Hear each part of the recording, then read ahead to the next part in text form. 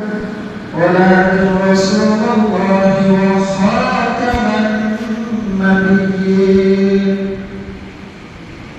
وخاتم النبيين الله নিজে কোরআনে বলতেছেন উনি হচ্ছেন শেষ নবী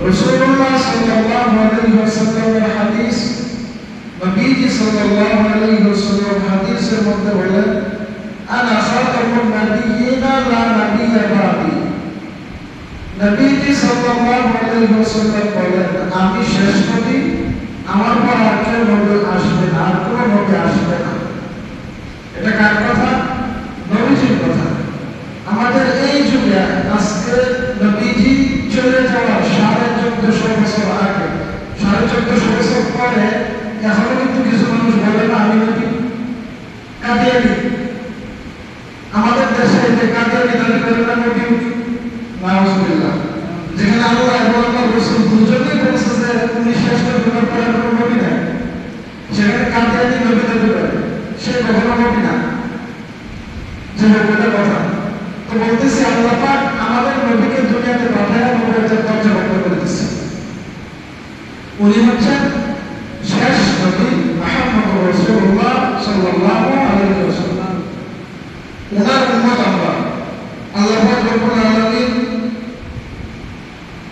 কোরআনে কারীমে বলেছে যে আল্লাহকে যদি ভালোবাসতে হয় তাহলে আগে নবীকে ভালোবাসতে হবে আর নবীকে ভালোবাসতে হলে নবীর পরিচয় জানতে হবে না নবীকে চিনতে হবে না নবীকে আগে আমি যদি আপনার বলি যে নৌকা মার্কায় ঘুরতে হবে নৌকা মার্কায় ঘুরতে হবে নৌকা মার্কায় বানাইছে এটাই যদি না আছে আপনি কেমনে দিবেন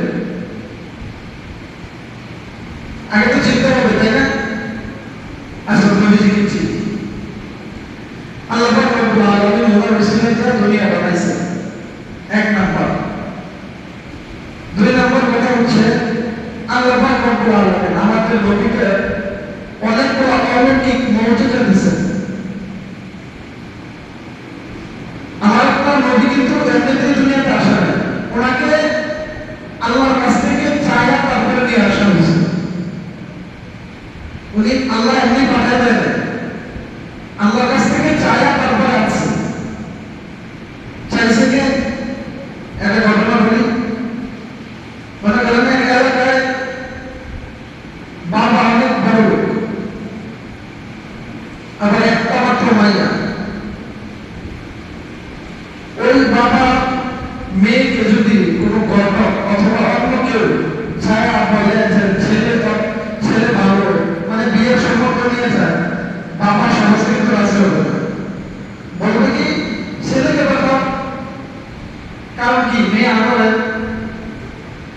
আদরের এর জন্য কি করবে যে ছেলের খাবো অথবা মামা দিয়ে হবে না ডাইরেক্ট ছেলেকে লাগবে ছেলের বাবাকে লাগবে তাই না আমার আপনার নবী অনেক দামি নবী ওনাকে যে কেউ চাইলে দেওয়া যায় না চাইছেন কে আমাদের জাতির পিতা হযরত ইব্রাহিম আলাইহিস সালাতু ওয়াস সালাম সুবহানাল্লাহ কিভাবে চাইছেন দেখেন হযরত ইব্রাহিম আলাইহিস সালাতু ওয়াস সালামকে আল্লাহ পাক রব্বুল আলামিন হুকুম দিয়েছেন তুমি আমার ঘর কাবা বানাও পুনর্নির্মাণ করো আমার ঘর হযরত ইব্রাহিম আলাইহিস সালাতু ওয়াস সালাম আল্লাহর ঘর বাইতুল্লাহ বানাইলেন আল্লাহ পাক রব্বুল আলামিনকে বললেন আল্লাহ আপনার হুকুম অনুযায়ী আপনার ঘর আমি স্থাপন করছি আমি বানাইছি এবার আল্লাহ শব্দের মধ্যে ইব্রাহিমকে আল্লাহ বলেন ইব্রাহিম তুমি কি চাও আমার কাছে চাও আমি তুমি যা চাইবে আমি দিব আল্লাহ রাব্বুল আলামিন ইব্রাহিম আলাইহিস সালাতু ওয়াস সালামকে বলতেছেন ইব্রাহিম তুমি কি চাও আমার কাছে চাও আজকে তুমি যা চাইবে আমি তাই দেব হযরত ইব্রাহিম আলাইহিস সালাতু ওয়াস সালাম জানতেন যে একজন নবী আছেন মুহাম্মদ উনি দুনিয়ায় আসবেন কিন্তু কোথায় আসবেন কার বংশে আসবেন এটা এখনো জানা নাই হযরত ইব্রাহিম আলাইহিস সালাতু ওয়াস সালাম আল্লাহ পাক রব্বুল আলামিনের কাছে দরখাস্ত করেন আল্লাহ আপনার হাবিব মুহাম্মদুর রাসূলুল্লাহ সাল্লাল্লাহু আলাইহি ওয়াসাল্লামকে আপনি আমার বংশে দেন সুবহানাল্লাহ চাইছেন চাইছেন হযরত ইব্রাহিম আলাইহিস সালাম আল্লাহর কাছে দোয়া করেন আল্লাহ আপনি মুহাম্মদুর রাসূলুল্লাহ সাল্লাল্লাহু আলাইহি ওয়াসাল্লাম আপনার হাবিবকে আমার বংশে দেন দোয়া করে ইব্রাহিম, আর আমির বলে হযরত ইসমাঈল আলাইহিস সালাম। দোয়া করতেছে বাবা, আর সন্তান আমির বলতেছে, আল্লাহ পাক দোয়া কবুল করে নিয়েছে। হযরত ইসমাঈল আলাইহিস সালামের বংশে আমাদের নবীকে পাঠিয়েছেন। এটা হাদিস থেকে জানি। আল্লাহ রাসূল সাল্লাল্লাহু আলাইহি ওয়াসাল্লাম একদিন বসা সাহাবীদের নিয়ে, তার মধ্যে এক গ্রাম্য সাহাবী রাসূলুল্লাহ সাল্লাল্লাহু আলাইহি ওয়াসাল্লামের কাছে আয়েশা বলতেছে, হে দুই জবাইকৃত বাবার সন্তান। কি বলছে? দুই জবাইকৃত বাবার সন্তান মুহাম্মদ। সাহাবীরা আশ্চর্য হয়ে গেছে, জিজ্ঞাসা করতেছে, ইয়া রাসূলুল্লাহ, আপনি দুই জবাইকৃত, এটার মানে কি? রাসূলুল্লাহ সাল্লাল্লাহু আলাইহি ওয়াসাল্লাম জবাব দিতেছেন, তোমরা জানো না আসলে আমি দুই জবাইকৃত বাবার সন্তান। এক আমার বংশের হযরত ইসমাঈল আলাইহিস সালাম, ওনাকে তো জবাই করতে চাইছিল, এটা ইতিহাস জানেন। দুই নাম্বার আমার জন্মদাতা বাবা আব্দুল্লাহ, ওনাকে জবাই করতে চাইছিল, কারণ হযরত আব্দুল মুত্তালিব নবীজি সাল্লাল্লাহু আলাইহি ওয়াসাল্লামের দাদা আব্দুল মুত্তালিব স্বপ্নে দেখতেছে জমজমের কূপ খনন করতে। মানে এটা রাসূলুল্লাহ সাল্লাল্লাহু আলাইহি ওয়াসাল্লাম দুনিয়াতে আসার আগে জমজমের যে কূপটা আছে এটা মাটি দিয়ে ঢাকা হয়েছে। এটা যে কোথায় এই চিহ্নটা খুঁজে পাওয়া যাইতেছিল না। হযরত আব্দুল মুত্তালিব নবীজির দাদা আল্লাহর কাছে মান্নত করেছিল, আমি যদি এই কূপটা ভালোভাবে খনন করতে পাই, তাহলে আমার সন্তানদের মধ্য থেকে একজন সন্তান আমার রাস্তায় কুরবানি করে দেব। এই মান্যতকে করছে নবীজির দাদা, নবীজির দাদা। তো আল্লাহর রহমতে পাইছে, করছে।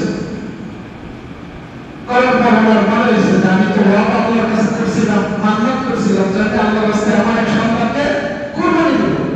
যেন সেই সন্তান কে হবে এটা তো জানা না। তো সবাইকে ডাকলেন, সবকিছু ছিলেন আব্দুল্লাহ নবীজির বাবা।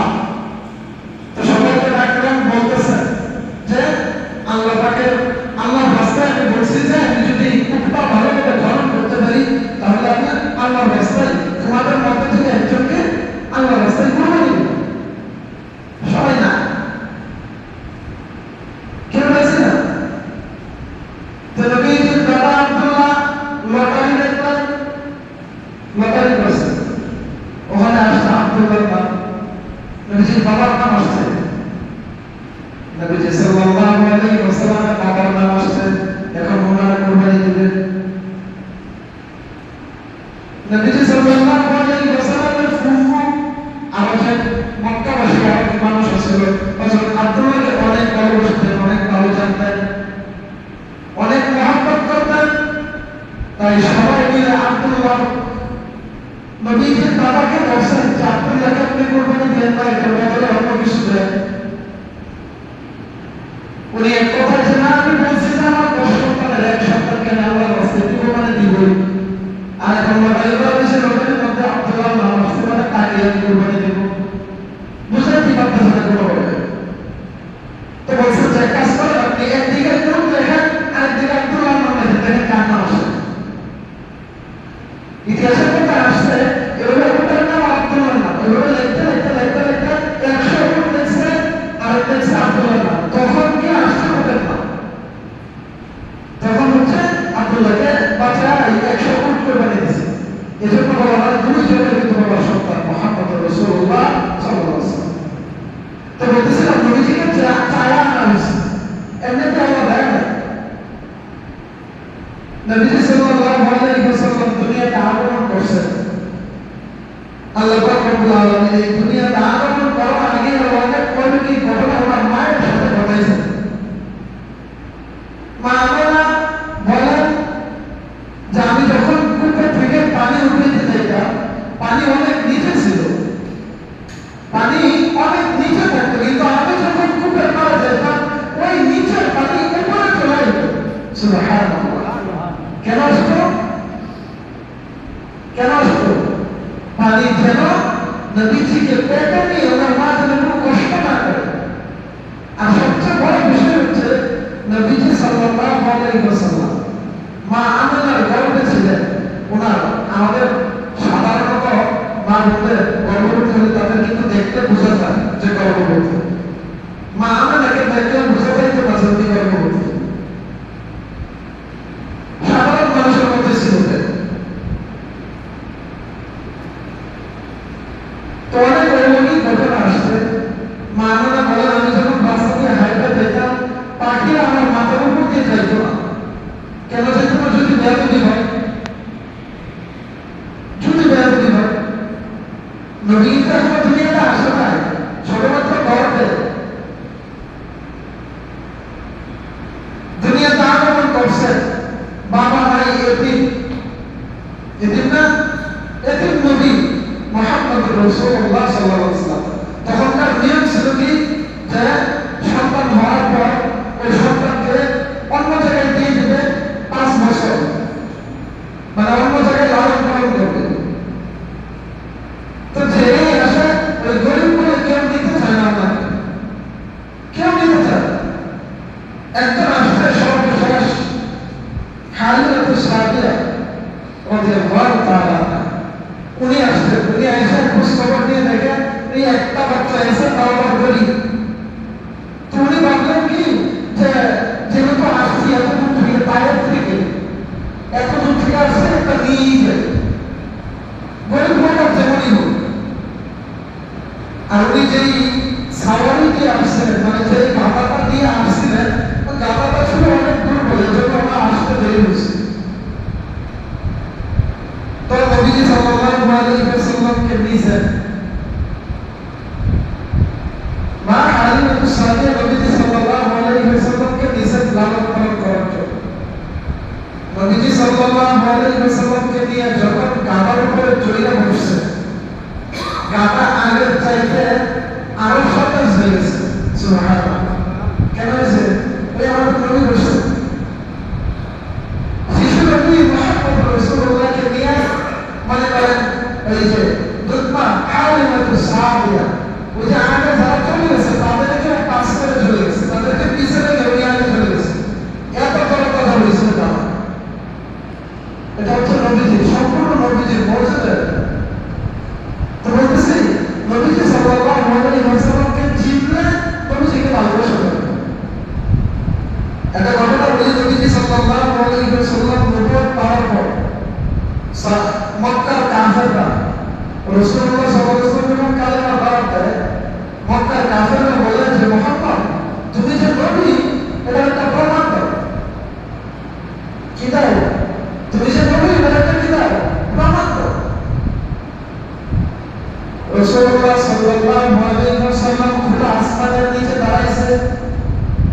খোলা আসমানের নিচে দাঁড়ায় এই আঙ্গুল দিয়ে ইশারা করছে, সাথে সাথে 4টা দুই টুকরা হয়ে গেছে।